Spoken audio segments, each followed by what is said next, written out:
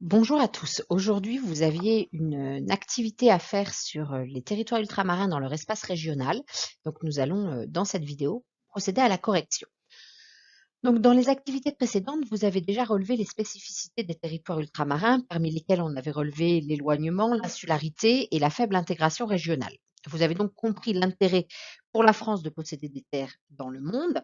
Et donc, à travers cette étude de cas, aujourd'hui, nous allons répondre aux questions. Pourquoi sont les aménagements, outre-mer sont-ils faits?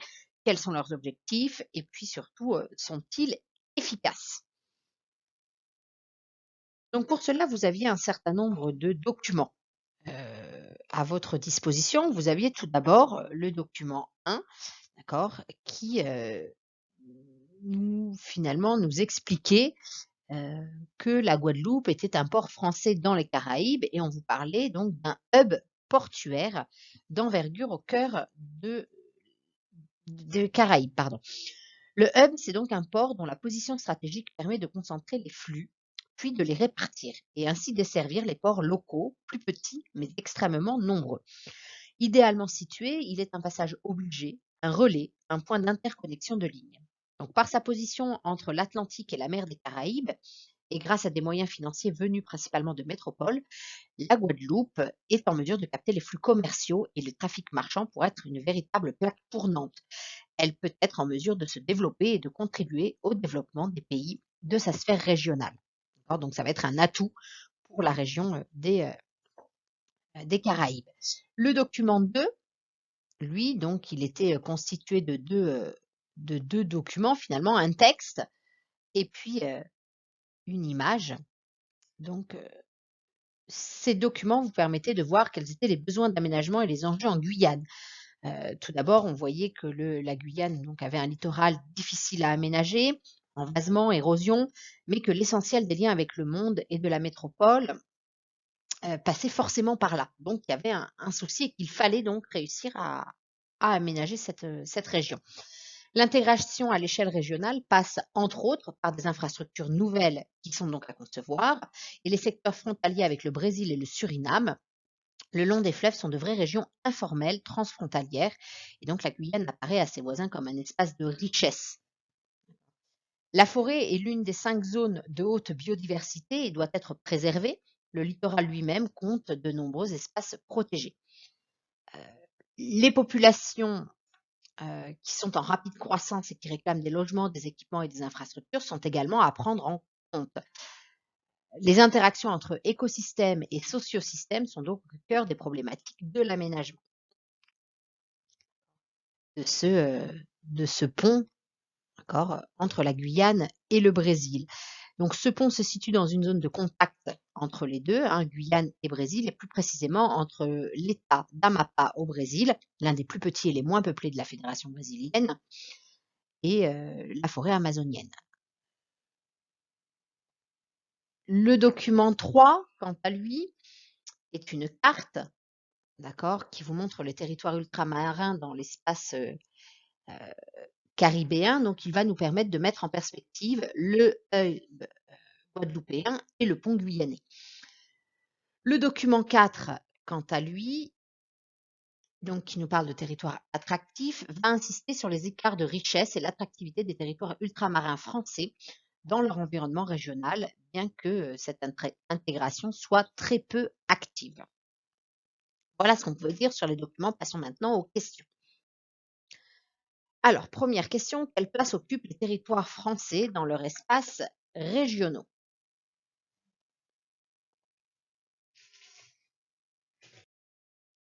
Donc, tout d'abord, il faut que l'on se rende bien compte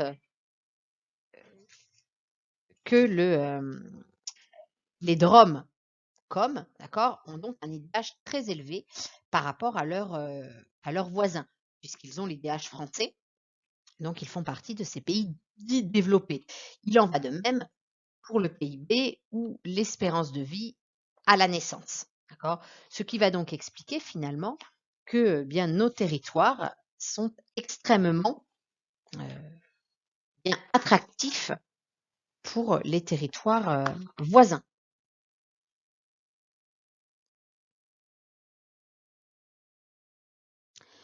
Quel type d'aménagement la France réalise-t-elle dans ces territoires et dans quel but? Eh bien, la France réalise des aménagements d'infrastructures de transport, tout d'abord, des ponts, des routes, des aéroports, etc.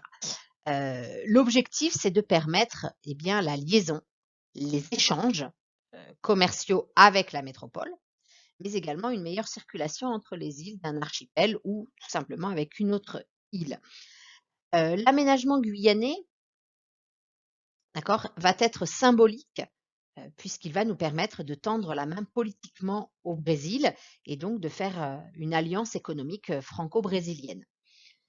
Bien évidemment, l'économie de ces territoires ultramarins est basée principalement sur le tourisme, donc les aménagements touristiques vont être extrêmement importants et aujourd'hui, le gouvernement français cherche à développer davantage ce que l'on appelle l'écotourisme, c'est-à-dire un tourisme responsable et protecteur de l'environnement.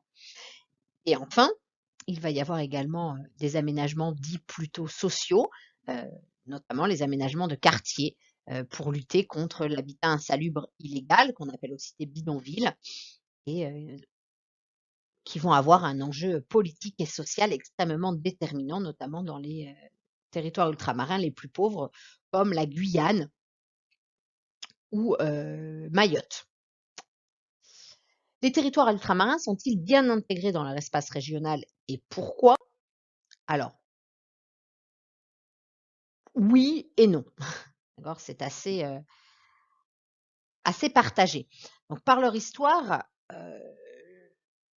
ils ont hérité d'un système économique, et social qui est assez archaïque, d'accord? Un système colonial et heu et donc de ce fait, c'est un peu compliqué. En même temps, ils sont intégrés à l'Union européenne, heu, bien plus qu'à leur espace, géographique régional puisqu'ils reçoivent de la part de l'Union européenne un certain nombre d'aides financières. Donc en effet, il y a une dépendance économique extrêmement importante qui va conduire la France à adopter des stratégies économiques fondées sur la compensation des handicaps liés à la distance et à l'insularité. Cette logique n'a cependant pas suffi à faire émerger des secteurs à forte valeur ajoutée dans les pays d'outre-mer. Et même si le niveau de vie y est plus élevé que dans les territoires voisins, il demeure globalement inférieur à celui de la métropole. D'accord. Donc, ils sont, oui, attractifs localement, d'accord? Et du coup, le gouvernement français va, surveiller étroitement les frontières pour éviter toute immigration illégale. Vous aviez ensuite une carte bilan, à réaliser. Eh bien, chacun la sienne, je dirais, parce que là, c'est vraiment, personnel. Par contre, je reste à votre disposition si vous souhaitez me l'envoyer pour que je la, valide. Eh bien voilà, je vous souhaite une bonne journée et je vous dis à très bientôt.